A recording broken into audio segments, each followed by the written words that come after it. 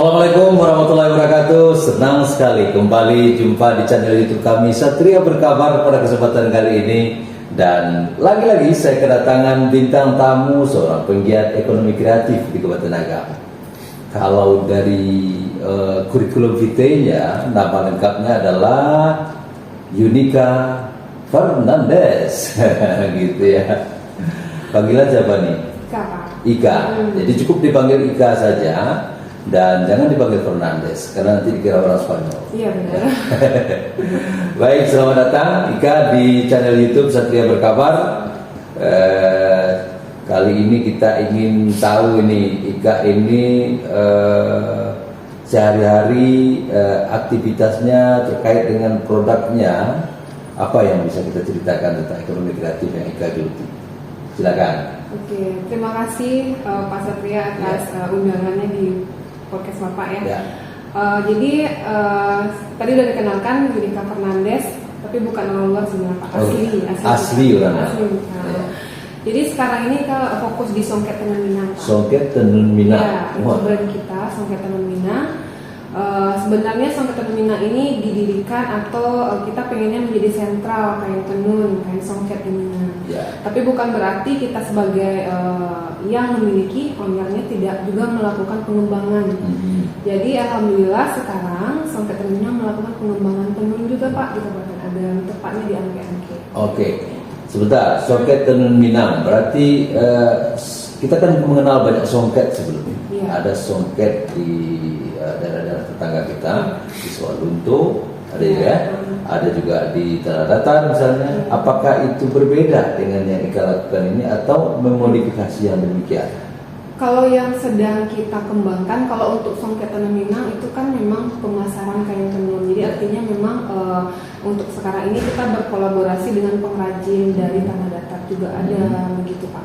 Nah tapi kalau untuk pengembangan tenun tadi, memang kita lakukan pengembangan tenun ini sebisa mungkin kita mencari ciri khas kita. Nah, tapi bukan berarti sekarang ini kan masih tahap belajar Pak. Mohon maaf gitu Pak. Karena kan pengrajin tenun sebelumnya mereka itu kebanyakan ya Pak ya, sebagian besar adalah turun temurun. Mereka punya usaha itu diturunkan dari leluhur mereka. Nah, beda dengan tenun yang sedang dikembangkan sekarang. Background Ika itu farmasi Pak. Oh, orang farmasi. Farmasi di Angke-Angke itu terkenalnya sulaman. Betul. Di keluarga Papa di Simaraso itu buat biran. Tidak ada sama sekali tentang tenunan. Nah, ketika mengembangkan tenun, setidaknya apa yang kami lakukan ini memberikan warna baru lah. Karena kan kita yang tidak asli dari tidak turun temurun itu kan istilahnya Pak sebagai penikmat kain tenun gitu ya Pak ya. Pengennya tenun itu yang bagaimana gitu. Setidaknya di luar standarnya tradisi kita, setidaknya seperti itu, memberikan warna baru gitu. Baik, warna baru. Nah, warna baru ini apa ada labeling khusus yang diberikan atau ada kekhasan songket bla bla bla gitu, songket Agam, songket apa, atau memang ada yang disebutkan satu? Jadi adiknya Songket Tenun Minang ini tenun senta. Dikasih nama tenun senta. Senta tuh ditarik gitu kan? Memang pengerjaannya kalau ketiga Bapak melihat langsung nanti pengerjaannya itu Pak memang di senta. Di senta. Berarti penyebutan namanya tenun senta. Nah, kemudian kenapa dia disebut senta? Karena prosesnya ada sentakan. Iya, benar. Nah, tapi sekarang ini masih mencari gitu Pak, bukan identitas sih, yang benar-benar membuat tenun senta ini berbeda dari tenun lainnya. Jadi kami di sini masih berproses, masih belajar. Masih ada juga buka sekolah menenun dimasuki Pak gitu. Jadi artinya ingin berbeda. Betul. Nah, saya sekarang menggunakan kostum pakaian yang merupakan produksi Songket Tenun Minang. Ini senta itu. Iya. Ini yang saya kenakan ini tersedia dalam berbagai warna ya.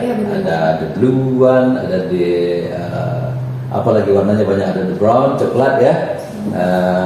Ada abu-abu juga ya. Bisa di request ya.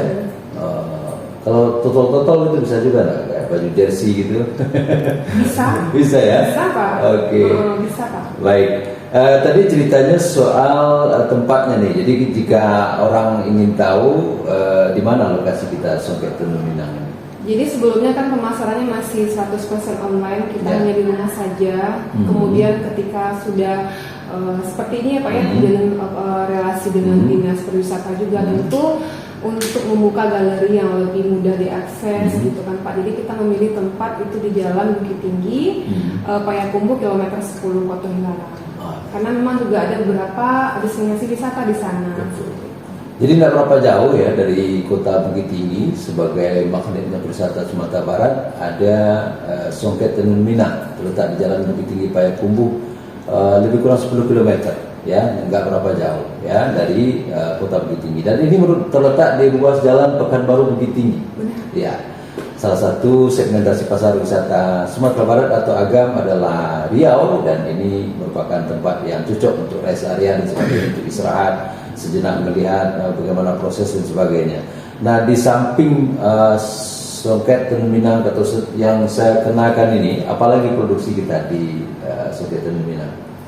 Jadi basic awal bisnis keluarga itu sulam dan bordir. Ya. Nah, jadi kita tidak meninggalkan produk. Masih tetap itu ada. Jadi produk di sana nanti kalau datang berkunjung ke galeri Songket Tenun Minang akan menemukan juga gitu Pak, sulaman, aneka bordir, kerancang gitu kan. Nah, di sana juga ada songket, kemudian kain tenun, turunan dari produk tenun ini. Seperti yang Bapak kenakan sekarang, Deta Masuk ini ya, instan. Deta ya. Ini apa namanya, Deta? Deta instan. Deta instan. Deta instan itu tuh juga ada kombinasi dengan kain tenun seperti itu. Juga ada tas, turunan dari produk-produk tersebut ada di sana. Baik, keren kan? Nah, sekarang yang kita ingin tahu nih di tempat ya di Kota Hilarang itu, selain menjual ya galeri. Di situ bisa disaksikan juga proses pembuatan. Nah, pas sekali Pak. Jadi kita sekarang karena memang dari beberapa pengunjung yang datang gitu ya Pak, yang melihat antusias mereka ketika menyaksikan langsung menenun, menyulam itu, jadi menginspirasi gitu Pak. Nah, keren tuh. Ya, kita membuka sekarang paket wisata edukasi budaya seperti itu. Jadi paket wisata edukasi budaya. Setiap orang yang ingin mencoba langsung bagaimana proses tenun ini, bordir juga. Oh, bordir belum ya, baru tenun ya. Tenun sulam sama ekoprint yang teknik molding Pak, yang mudah diaplikasikan. Jadi ke sana tidak hanya sekedar untuk berbelanja, kita juga bisa praktek langsung bagaimana cara membuatnya. Nah, ini juga menarik ya, karena bisa jadi yang ingin Anda kenakan adalah yang Anda bikin sendiri. Nanti akan diajari sebisa mungkin. Nah, kalau soal di sana, wah butuh waktu beberapa hari dong, nggak bisa sehari misalnya ya. Ada banyak juga homestay di sekitaran itu, bisa nginap di situ dulu dan sembari menikmati view yang indah di sekitar Songket Tenun Minang ini di galerinya. Tentu ini akan semakin membuat Anda betah sehingga bisa belajar cara membuat ini, dan segmentasi sekolah juga mungkin barangkali setelah ini dapat di-develop ke arah itu ya. Nah, kalau bicara soal paket wisata tadi, apa sudah mulai dibuka? Kita udah mulai promosi dan insya Allah kita buka di semester kedua. Jadi memang segmentasi tadi yang Pak bilang tadi adalah sekolah, juga umum. Nah, kita mulai di semester 2, artinya di awal tahun ini. Dan apa yang perlu kita lakukan sekali itu promosi. Bagaimana kita menerangkan sebenarnya Pak, ini misi sebenarnya Pak. Misinya apa? Tak kenal maka tak sayang. Jadi kalau nggak kenal budaya kan tidak ada rasa sayang gitu. Jadi artinya dengan adanya paket wisata ini terbuka untuk kita yang tidak hanya dewasa saja, mulai dari anak-anak gitu. Paket wisata ini kami buat ada yang mudah digunakan atau dipraktekkan oleh anak-anak gitu. Jadi disitulah setidaknya kita mengenalkan ke mereka budaya kita, kearifan kita gitu lah. Setidaknya nanti Pak ada pesan lah untuk generasi kita yang muda-muda, ini budaya kita yang akan melanjutkan seperti itu. Oke, thank you. Terus saya dengar ini Songket Tenun Minang ini tidak hanya sekedar menjual, memproduksi, tapi juga mengikuti beberapa event-event yang diselenggarakan. Dan tak jarang event itu juga semacam perlombaan. Iya, benar. Dan Songket Tenun Minang sudah sering disebut sebagai yang meraih prestasi dan sebagainya. Apa benar demikian? Alhamdulillah ya Pak ya. Ya, boleh cerita sedikit. Jadi sebenarnya Songket Tenun Minang ini umurnya baru Pak. Ya. Kita baru di tahun fokus itu di tahun 2021. Tapi itu tadi saya bilang Pak, milenial entrepreneur. Jadi artinya ada semangat kita dari yang muda-muda. Kami kalau yang muda-muda nih Pak pengennya itu memang gerak cepat ya Pak. Ya. Jadi gerak cepat tuh nggak hanya ambil bawah, sisi atas pun diambil kayak gitu. Jadi ada kesempatan seperti kompetisi bisnis dan sebagainya, lomba sebagainya itu kita ambil. Contohnya di apresiasi kreasi Indonesia tahun 2022 kita alhamdulillah lulus dan itu menjadi perwakilan satu-satunya dari Agam. Kemudian 10 besar UMKM di Anugerah Bangga Buatan Indonesia di tahun yang sama 2022.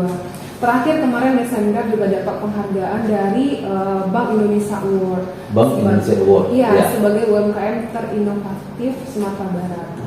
Bukan. Jadi memang gerak cepat. Boleh tepuk tangan dulu ya Pak Songket Tenun Minang gitu ya. Terima kasih, Pak. Dan luar biasa sekali. Last but not least, terakhir mungkin barangkali apa mungkin yang Ika ingin sampaikan dalam konteks pertemuan kita kali ini, apakah terkait dengan paket wisatanya, ada pesan sama generasi muda itu gimana?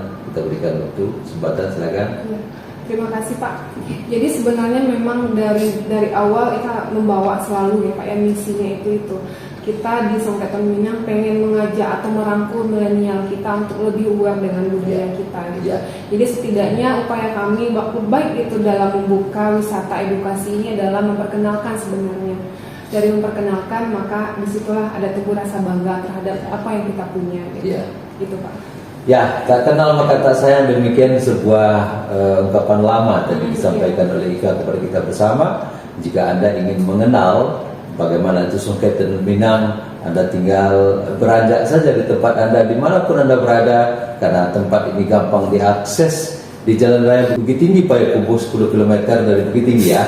10 km dari Bukit Tinggi, di situ ada Songket Tenun Minang, tidak hanya sekedar galeri, tapi di situ juga ada proses produksi. Dan yang lebih penting lagi sekarang, bagi Anda yang ingin mencoba langsung bagaimana cara memproduksi tenunan itu sendiri dan aneka produk lainnya yang bisa dilakukan di Songket Tenun Minang, Anda bisa mencobanya di lokasi ini. Saya yakin akan banyak yang tertarik dengan cara ini, dan mudah-mudahan bagi Anda yang menyaksikan podcast kami pada kesempatan hari ini akan bisa juga mencoba hal-hal yang demikian. Begitu ya, Ika ya? Baik, sampai di sini dulu perjumpaan kita di edisi kali ini. Saya Satria bersama dengan Yunika Fernandes pamit dulu ke ruang dengar Anda dan sampai jumpa di kesempatan. See you. Assalamualaikum. Assalamualaikum.